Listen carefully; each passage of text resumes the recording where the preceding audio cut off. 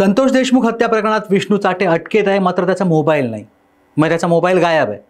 आता तो मोबाईल मिळावा म्हणून विष्णू चाटेच्या विरोधात तक्रारही दाखल करण्यात आली आहे. आता आधीच कृष्णा आंधळेचा ठावठिकाणा शोधण्यात पोलिसांना अपयश आलंय. तो जिवंत आहे की त्याचं काही बरं वाईट झालंय याबाबतही काहीच माहिती पोलिसांना मिळत नाहीये. त्यात आता विष्णू चाटेचा मोबाईल सापडू नये यासारखं दुसरं आश्चर्य नाहीये. विष्णू चाटेचा मोबाईल सापडत नाहीये की त्या फोनची अवस्थाही कृष्णा आंधळे सारखीच झाली आहे, या विषयावरती आज आपण या व्हिडिओच्या माध्यमातून बोलणार आहोत. मात्र त्यापूर्वी कृपया घेऊन टाक या तुमच्या 25,000 चॅनलला सबस्क्राईब करा, व्हिडिओला लाईक करा आणि नवे व्हिडिओ पाहण्यासाठी कृपया बेल आयकॉनवरती क्लिक करा. नमस्कार, मी दिलीप आणि कॅमेरा मागे आहे मनोज मांडवकर. विष्णू चाटेला पकडलं, मात्र त्याचा मोबाईल तेव्हापासून बेपत्ता आहे तो आजवर. म्हणजे आज या विषयावरती व्हिडिओ करावासा का वाटला तर त्यामागे 3-4 कारणं आहेत जी मला या व्हिडिओच्या माध्यमातून सांगायची आहेत. खरं तर मोबाईल सापडणार नाही आणि कृष्णा आंधळे सुद्धा सापडणार नाही. भुवया उंचावल्या असतील तर त्यामागचं कारण काय आहे ते पहा. त्यामागचं कारण आहे आका. गेली अनेक वर्ष आकाची बीड परळीत दहशत आहे. कुणाचाही कुठेही आका गेम करतो आणि तो सही सलामत बाहेर असतो. त्याचा कुणीही काही वाकडं करू शकत नाही. कारण म्हणजे त्याच्या डोक्यावरती असणारा राजकीय वरदहस्त.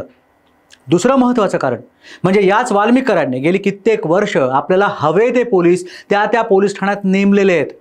सध्या वाल्मिक कराड जेलमध्ये असला तरीही त्याच्यावरती खंडणीचा गुन्हा दाखल आहे आणि त्याचा आणि संतोष देशमुखांच्या हत्येत त्याचा सहभाग आहे की नाही हे पोलीस सिद्ध करू शकले नाही आहेत. कारण काय तर हे 2 न सापडलेले पुरावे. एक म्हणजे विष्णू चाटेचा मोबाईल आणि दुसरं म्हणजे गायब असणारा कृष्णा आंधळे. या 2 गोष्टी गायब आहेत की गायब करण्यात आल्या आहेत माहीत नाही. मग आता मगाशी सांगितल्याप्रमाणे विष्णू चाटेला पोलीस धमकावून मोबाईल कुठे आहे याची माहिती का काढत नाहीत? CID आहे, मग ते काय करतात असाही प्रश्न तुमच्या मनात आला असेल. मग सांगतो. CID असो किंवा आणखीन कोणतीही तपास यंत्रणा, जेव्हा स्थानिक यंत्रणा काही माहिती पुरवतील तेव्हा त्या माहितीच्या आधारे त्या यंत्रणा काम करतील आणि नवी माहिती गोळा करतील. मात्र स्थानिक यंत्रणा वाल्मिक कराडच्या ताब्यात आहेत. पोलीस त्याचे, यंत्रणेवरची पकड त्याची. अण्णाच्या आशीर्वादाचा हात डोक्यावरून काढणारा कोणीही धजत नाही. मग जिथे अभ्यासच केला नाही तर यश कसं मिळणार? साधी सोपी थिअरी आहे जी इथं लागू होते.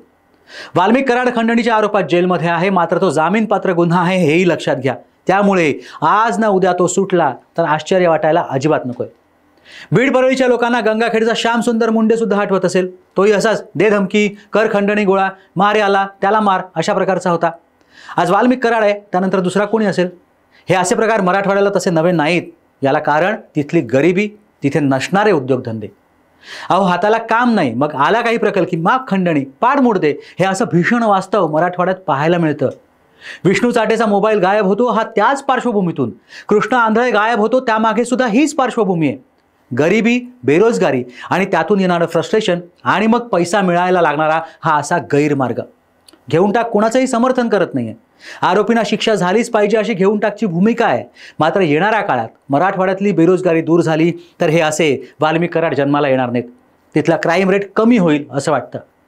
विष्णू चाटेच्या मोबाईलमध्ये महत्त्वाचे पुरावे आहेत, ते नष्ट झाल्यास त्याची जबाबदारी पोलीस घेणार का असा सवाल संतोष देशमुख यांचे बंधू धनंजय देशमुख यांनी केलाय.